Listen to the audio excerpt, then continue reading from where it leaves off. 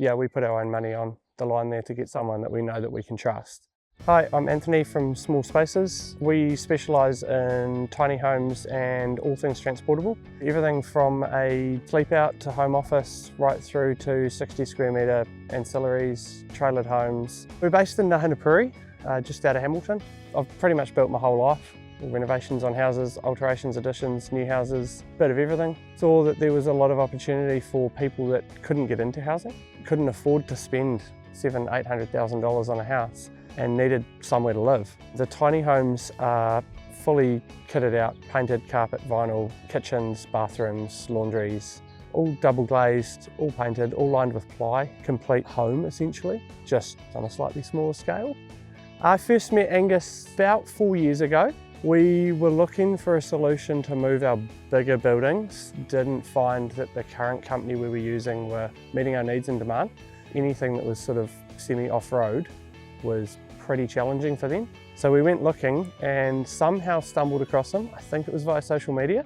Yeah, Angus definitely has the equipment needed to move tiny houses. It doesn't really matter whether it's a flat site and he can back his truck straight in there, whether we need to crane it with his high-ab truck, lifting over fences that people don't want removed. One way or another, we've got it in there and it's always been undamaged, no scratches. He's done great.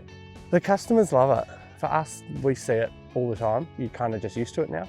But for customers, they get really excited when they see the house being lifted up or big trucks coming in, especially as house moving trailers with the re-steering axles in them, being able to get around tight corners. The customers are just amazed. As far as his prices go, I think he's really competitive in this market. It's not a cheap setup, what he has. I think people don't appreciate how expensive those truck and trailer units really are.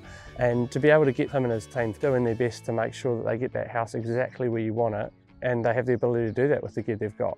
Transport costs really are a drop in the bucket when you consider the cost of an entire house. We had a house that we needed moved in just out of Wanganui, up on some farmland, probably 3 or 4 k's off the main road, up a farm track.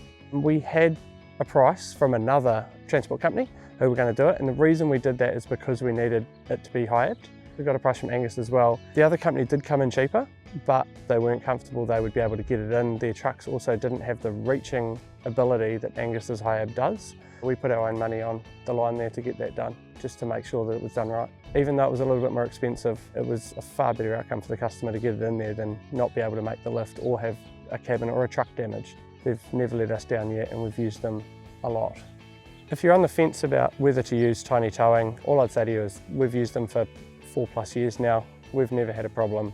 They've always delivered our houses on time, on budget, and without any damage. So there's no one else I'd trust to move our homes other than tiny towing.